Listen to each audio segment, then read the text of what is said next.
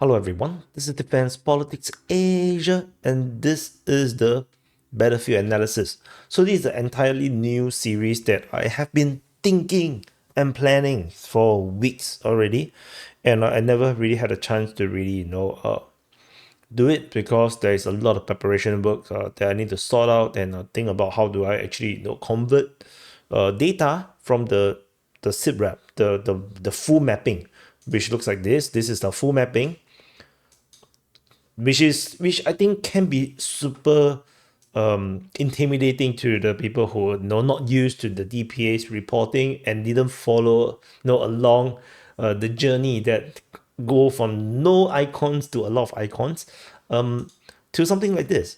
So oops, as you can see that suddenly the blue thing come out because you can see this so new, I haven't even sorted out, some data just went missing. So to something simpler where you have the blue representing Ukrainian troops and the red representing Russian troops, and like this is so much more simpler to understand, I think, for the layman, rather than we go into something like this, something very heavy. So hopefully, yeah. So this new series help to let us understand things better. So anyway, this is the Kursk front. So I'm not going to cover all the front lines, because it will take forever.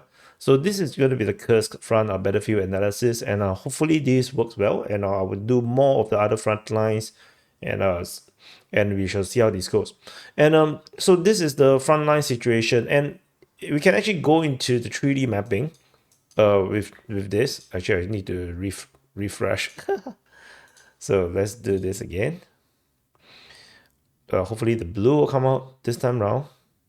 Yeah, maybe not. Oh, the blue come out. Okay, cool. So okay, so we can actually go into the different front lines and in 3D and actually take a look at the situation. So let's look at the southern flank first. The southern flank is really getting really bad. So the Russian forces is now attacking this, not just the front. Like you look at this border, this front line. This is actually not the reality. Like this is the based on the sources, the information that we have. But the Russian forces are already moving out from these areas. Russian forces are already moving, in the direction of Gornau over here. This is Gornau, and the Russians are already pushing in this direction. They are attacking in this area here, moving in this direction. They have not seemed to be attacking into Alexandria yet. This is not happening. Tentatively, they seem to be focusing on their own troops, their own territory. And and the other region is that the Russians are also pushing in the direction of Mlevoe. So in fact, I should put a Ukrainian troop there to represent that. So that's the situation. And if you go into the mapping, you can see that Gornau is actually very strategically important. If you look down, this Gornau is actually it's actually surrounded by hills. It's actually on the hill, and it's pretty hilly in this region, and it's pretty strategically useful to have this high ground. They are able to overlook at the entire area here, so it's not easy to just hide or advance. The only way they can hide or advance is to come through this area here. If you go out, which means that the Russians to attack Gornau, they have to go through the forest and attack through the monastery towards Gornau. So this is the only way that they will be like a bit more concealed rather than going through the open ground. So this is currently happening. Although the Ukrainian Defense Ministry mentioned about the fighting at Gornau, but the Russian Defense Ministry, but it's really unclear where exactly the front line is. So we can actually see how this goes. The Russians along the Svel River they're unlikely to cross the river in this area here unless the Ukrainians have very very few troops defending this area. So I don't expect the Russians to just cross the river and attack this area. What is this area here again?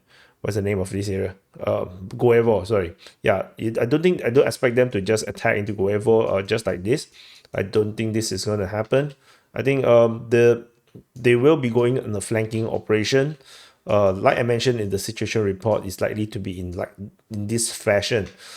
In the towards Kursk, in Krylovka, the Russians could potentially attack in this area. Because of the securing of Fanasiyevka, the Russians have actually gone along the northern bank of the Svel River, and they are now attacking towards Krylovka. This is the last area that we know. There is a geolocation of Ukrainian forces, Russian forces in this area, and see that the Ukrainians could potentially have a pretty good defensive line along this reach. So the Russians attacking into Krylovka might find it a bit challenging due to not just the river, the geography is making it, the terrain making it pretty hard, but the Ukrainians actually have the high ground they can actually overlook through this reach over on this area here in Krylovka. So you can see that this reach over here, you can see that there is forest here, so which means that it may not be very particularly useful per se, not so easy to use because of the forest may be blocking the vantage view that the high ground could actually potentially give you. So just to explain how it affects, if you look at the, do we have anything over here? We have something at Guevo, Krylovka. Do we have anything at Krylovka?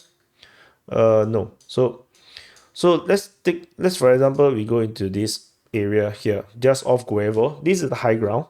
This is actually on the hill, but you can see that the forest actually conceals the view pretty badly. Like, even though you are on the high ground, you don't really exactly have a very strong vantage view. I think the and even if you are in the machine gun nest or a sniper position, it might not necessarily be absolutely useful. So even though this is actually a high ground, you can see it's pretty high, but the trees actually goes even higher sometimes. So even for this at the Krylovka region, where they have the reach, you can see that there are trees around here. The trees is going to block out all the views. So they will have to do something to the foliage to allow them to open up some view in order to look at the potential advancing Russian troops in this area here. It's not going to be easy for the Russian troops. However, in one of the latest report was that the Molovoye was mentioned by the Russian Defense Ministry. It's unclear if they're just shelling or the Russians are actually attacking from another angle. That is also potentially possible because if you look at the terrain in this area here, Russian forces could potentially just go through all this marshland-like area here. This look very marshy, and actually just move all the way up. They do have to cross this Rika Cell or Rika, Rika Sudja. So I think there's a double river around here, or maybe it's the same river but they give it two names. So anyway, they have to cross one more river around here, but this looks like a small stream. We can't go in here. There's nothing to drop in from here to see. So but that is the current terrain that we are looking at. I think the Molovoye itself is in a small little valley. It's not particularly strategically important per se. It's more important for the hills around it. But yeah, there is the current terrain that we are actually looking at in the southern flank, which is pretty important. There is potential fighting moving in the direction of Mirnyi, which is over here. This Mirnyi, Russian forces most likely they are along these trees around here, and then there is going to be a total no man's land around here with Ukrainian forces defending this area. Russian forces probably is around here. So this is probably the standoff at this moment over in the Sudja region. So that's Mirnyi. So in case you get confused, we set the north. So yeah, so that is the attack coming towards Mirnyi here, this Mirnyi. So the Russians are moving here. So that's what we were looking at just now. So from a different angle, so the Ukrainians are probably defending along these buildings. No man's land in the middle. Russian forces probably holding the tree lines around there. So this is the sector over in this area. If we move further up to the Martynovka region, the Ukrainians clearly is going to be holding the village. So this is the village. The Ukrainians most likely is definitely holding the village. Some of these are trees along the river and probably along this all these different edges, these trees and the building over there. The Russians are unlikely to be so near. They are not going to be here. They're going to be slightly further up north, probably along here, where the possible Russian regions are, where we have the overlapping mapping. So Russian forces probably are holding the lines along this forest, and if they attack, then there is defending forces here. These are not the defending forces. People who are sitting in the trench are not going to be the one doing the offensive. They will have assault troops, which will then drive down and attack the Ukrainian positions along here. So I need to zoom out a bit. So Martynovka. So I need to orientate a bit. So the Russian lines is probably around here. The Ukrainian lines could potentially be along these areas here. And Russian forces will travel down the open ground, attack into this area. So but there is good defensive lines. If the Ukrainians have some ATGM positions and machine gun nests, sniper nests along this area here, then it's going to be pretty hard to penetrate through. But the current situation with the anti-tank guided missile stock is unknown. It's unclear if the Ukrainians have the sufficient anti-tank weapons, like missiles, anti-tank guided missiles, is a bit unclear right now, because even if you have it, are the troops trained to use it, is another problem, because they have lost so much experienced troops. Leaving just mobilized troops which have a limited training is a bit unclear if they are able to use anti-tank guided missiles, those advanced ones. So that's going to be a challenging situation. Over on this sector, where this is where Russkoe Porechnoe is, and Circumvent Porechnoe is, the front line. This is also another pretty flat front line. This area is a bit more unclear. Ukrainians are clearly still holding Russkoe Porechnoe as well as Circumvent Porechnoe. Russian forces is probably very far away over at Novocherkassk, as well as Mirnyi. So all this area in between is this area here in between is most likely no man's land, and any attacks, they will have to go through the trees, the bushes, and try to penetrate through. So do we have any areas that we can actually take a look? No. No. So yeah, if we zoom in, so you can see the terrain is rather shitty. It is pretty good for concealment. Along the river, it's probably a bit swampy in this area here, a bit muddy.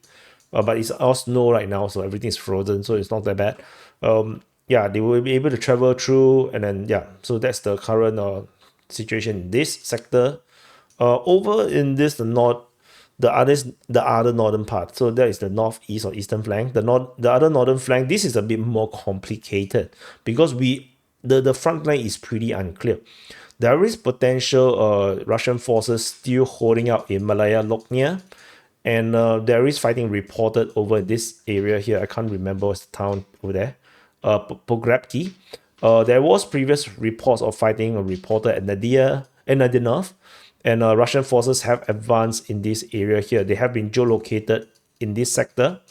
In this area here, I forgot what's the name as well. Where's this area here? I forgot the name. Yeah, but whatever it is, they are moving towards Malaya Lognia. So, and there is fighting reported in this area as well. I forgot. I should just go to this map. I forgot about this. Yeah, so the front line move is at Kruglenkoe, and then this other troops this is Novaya Sorokina. This is Kruglenkoe. So Russian forces are pushing in. They are pushing in this area as well. I'm not sure why is this like. Can they don't give me this label? Can I turn off the labeling? There's layers. I don't think so. Settings. Flight mode rendering. Nah. So I can't. So yeah, just leave with it. So yeah. So the Ukrainian forces are defending this area, but the front line is really super unclear. So we have to go through a little bit. So Pograbki is currently a bit in this unknown situation. We're not sure who is actually holding Pograbki right now. The Russians are fighting in the area, it's unclear. Then there is fighting also previously over at Novaya Sorokina. It's also unclear. Most likely these areas are all still under Ukrainian control, and these areas here are pretty defendable. You can see that the water bodies around here, they have the forest lines. So if the Ukrainians holding this area along the forest, and this area the buildings, yeah, and then they can hold the buildings and along the forest here, some advanced positions in the defending, some scouting or observation posts far away. They could potentially have some heads up into any Russian advance coming through towards Novaya Sorokina, which did happen before. Russian forces was relocated around here before, and the Russian forces with mechanized attack could just drive through the open ground and go directly to this settlement. At Pograbki, they could potentially hold the positions along all these forest position. Along this forest position, they could sneak in through the forest and attack into Pograbki from the other side. And of course, through mechanized movement, they can actually drive up and unload here. So there is all these possibilities in this sector. Very, very complicated terrain. I think to defend is like, it's a headache. But mainly I think it's also because we don't know where the front line is. In Malaya Lognia is very complicated because we do not know if the Russians are actually here defending within Malaya Lognia. Ukrainian forces is definitely outside. They are holding the lines against Kruglenkoe. So I need to zoom out a little bit. So this is Kruglenkoe. The Russian forces have captured most of it, if not the entirety of it. They have come over here. Ukrainian forces can't possibly be this near anymore. This line is possible. They could possibly be at this tree line and around this. So these few ones are probably Ukrainian defending, and definitely within the village itself. But then they will also probably be facing inwards if the Russians have some limited positions here. And the understanding is that this area is very sparse. There is a lot of holes where the Russians could continuingly send in resupplies. So they continue to be able to resupply and reinforce this sector. They can go in and out from somewhere. So the lines are pretty not so clear at this moment, and that was a previous rumor. So that is the situation in this sector, and this area is also very threatened because this is also Nikorsky. And this is also where the Russian forces has been reporting that they were attacking. And if the Ukrainians are holding Nikorsky in this area, which means that the Russians could be driving down all these open grounds towards Nikorsky to try to launch an attack. Ukrainians could potentially have this few forest line for operating or deterrence in the far sector. But the Russians are pushing in very, very closely right now. In this other area here, this area is Viktorovka. So Leonidova and Alexandria. Viktorovka is here. Sorry, this Viktorovka is here. So this area, Alexandria, Leonidovo is also extremely heavily attacked by the Russians. The Russians. So I need to turn the mapping a bit so you don't get confused. So the Russians have already taken Novo Ivanovka. Ukrainian forces most likely is holding just outside, and they are holding within this forest around Leonidovo and Alexandria. This is probably the stronghold. Reinforcement is probably going down these three lines and then going down the road. So these are all the different lines that the Ukrainians are holding. The Russians are constantly trying to attack into this area here. So far, the lines is holding really, really well. It's very, very difficult to break this line. So I mean, this is just forest, very flat grounds, and yeah. And do we have anything to draw? No, we don't have again. Yeah, this is a very this area is so rural to the point where we don't really have much Google Earth positions to actually drop ourselves down to take a look at the terrain. I think we only have it on the highway. Yeah, it's only on the highway. So just a sense of it, what it is, we can drop into the highway, a bit far away, but you can have a sense how this this open ground. You can, and then the trees are this tall, around 5, 6, 10 meters. Yeah, so around 10 meters, 12 meters high, and you can hide inside here. This is very similar to the terrain that is in Ukraine as well. But the fields here are way bigger, very huge grounds in this sector. So just this forest that they're defending, we're talking about around 1.7 kilometers. So this is a huge area here that the Ukrainians will have to defend, but it is defendable. Like, definitely is defendable. The Russians will have to guess where, because it's such a big front line, you can't just waste your bombs on the entire line. So you don't even know where the missiles is going to come from, where the nest is. And then the Russians sometimes, they're very bad at using their drones. Sometimes, not all the time, but sometimes they're really bad at it. They just send troops on the suicide charge and then they die. Yeah. So that happened many times as well. So that's the situation over in this northern flank.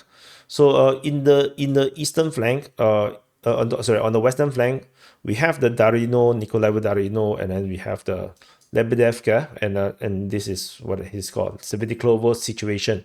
So let's not go over too much details. Ukrainians clearly is in the village, in these two villages. They probably have some of these tree lines defending. They're probably defending all these tree lines and along this river. The Russians have already taken Nizhny. They have been geolocated previously around this sector. So they could potentially have this area, which means that this line may not be Ukrainian per se. Maybe the Russians could potentially have some of this position, whereas the Ukrainians have a bit further down. And this tree line definitely is under Ukrainian control, which leads all the way into Ukraine. And they have Nikolaevo Darino. They're still holding Nikolaevo Darino. So the Russians have probably the tree line. They have some of this advanced position.